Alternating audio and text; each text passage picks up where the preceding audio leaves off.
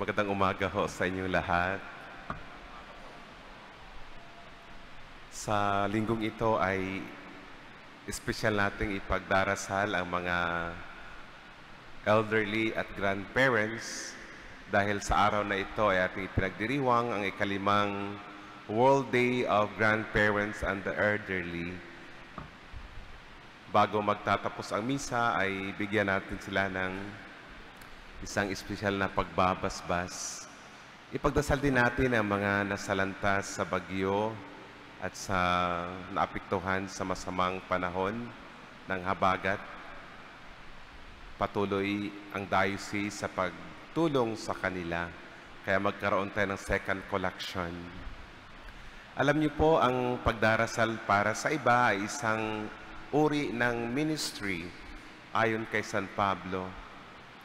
If we pray for one another, we minister to them.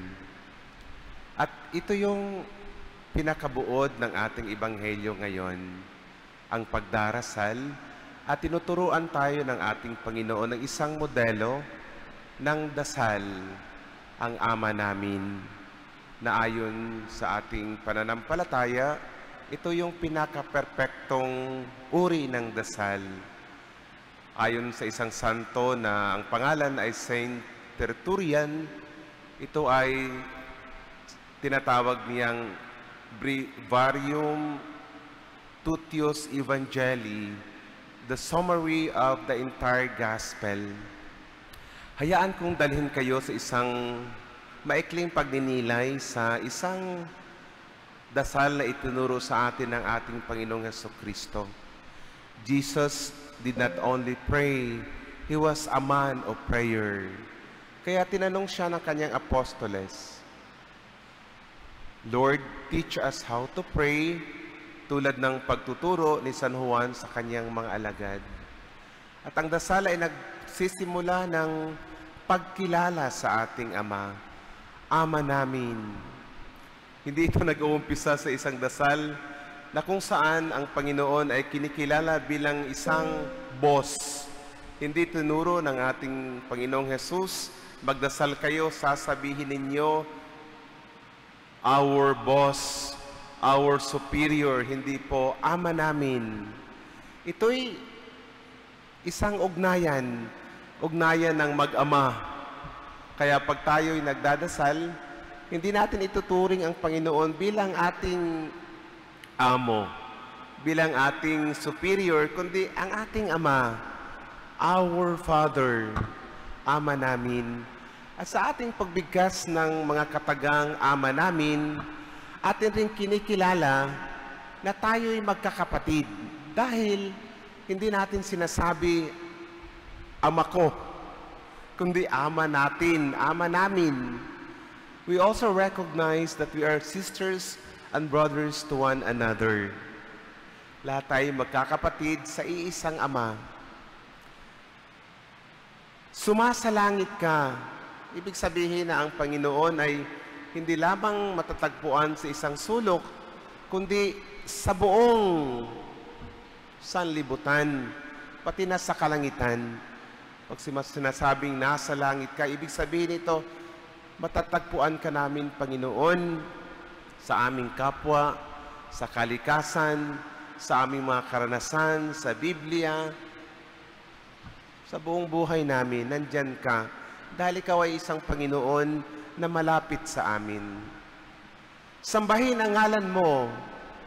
Ito yung hangad ng ating Panginoon na balang araw, ang pangalan niya ay sasambahin ng lahat. Hindi lamang ng mga binyagang Katoliko, kundi sa lahat ng sangkatauhan na kanyang nilikha. Sambahin ang ngalan mo na hindi na kinukutya ang kanyang pangalan. Sambahin ang ngalan mo kung saan ginagalang siya bilang ating Panginoon. Mapasa amin ang kaharian mo. Ito ay sinulat sa passive form dahil gaano man ang ating pagtitiyaga para maging makatotohanan ang kaharian ng Diyos, hindi natin ito magawa sa ating sarili mga pagsisikap. Sumasa akin ang kaharian mo dahil ang kaharian ay isang kaloob. It's a gift. And no matter how much we try to eradicate injustice, poverty, hindi natin matutupad ito kung hindi ito ipagkaloob ng Panginoon. Kaya araw-araw nagdarasal tayo, sumasa amin ang kaharian mo habang tayo rin ay nakikipagtulungan. Pero sa bandang huli, ito ay isang regalo ng Panginoon.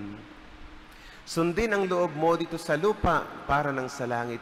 Hindi ang ating kalooban, hindi ang ating kagustuhan. We propose and God disposes. Bigyan mo kami ng aming kakanin araw-araw. Itong panalangin itong mga kapatid ay napakahalaga, lalong-lalo na sa mga ating mga kapatid na naghihirap sa aming paglilibot sa ating diocese, sa mga evacuation centers.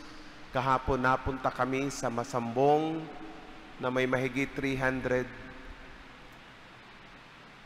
people affected by the typhoon. Yung kanilang lugar ay napakababa. Puno ng basura yung kanyang lugar. Namisahan ko na ito noong December.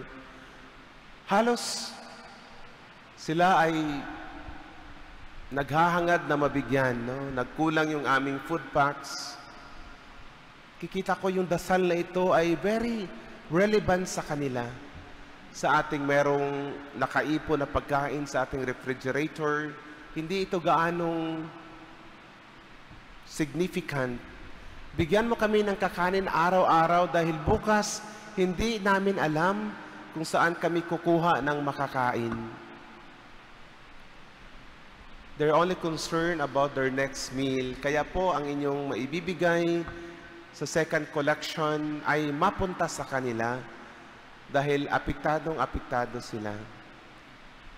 Isang araw, nagdala kami ng tulong sa mga street dwellers. Sila yung mas apektado sa ganitong klaseng panahon. Yung walang mga tirahan, yung nakahiga lang sa tabi-tabi. At least yung isang religious congregation, ang mga Holy Spirit, malapit lang sa atin. At ang cathedral ay tumutulong din sa kanila. Sila yung natutulog doon, at least hindi sila mauulanan, merong paliguan, merong makainan. Bigyan mo kami ng kakanin sa araw-araw. At tayo ay pwedeng makatulong na ang mga naghikahos ay magkaroon ng pagkain sa kanilang tanghalian. Patawarin mo kami sa aming mga kasalanan dahil marami tayong kasalanan. Tulad ng pagpapatawad sa nagkakasala sa atin.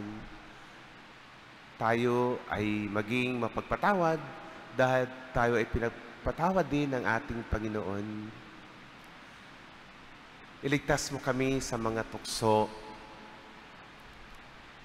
Dahil kami ay marupok, tayo ay mahihina, sa mga tuksong hindi natin kayang paglabanan. Ihadya mo kami, Panginoon, sa lahat ng mga tukso. At iligtas mo kami sa lahat ng masama. We are fighting the evil one. Ayon kay Pope Francis, araw-araw tayo nakikipaglaban sa masama. Ang ating mga kalaban, ang ating kalaban ay hindi lamang isang tentasyon, kundi isang malakas na kaaway. Ang diablo, ang masama. Kaya kailangan tayong magdasal na iligtas tayo at hindi tayo hayaang mahulog sa mga tukso. Mga kapatid, sa bawat panahon na ating pinagdasal ang Ama namin, sana maalaala natin itong mga kahulugan ng mga katagang ating binibigkas. At ipagdasal natin, tulad ng nasabi ko sa umpisa, ang mga matatanda at mga lola at lolo. Kahapon ipagdiriwang natin ang kapistahan ni Saint Anne at ni Saint Joaquin.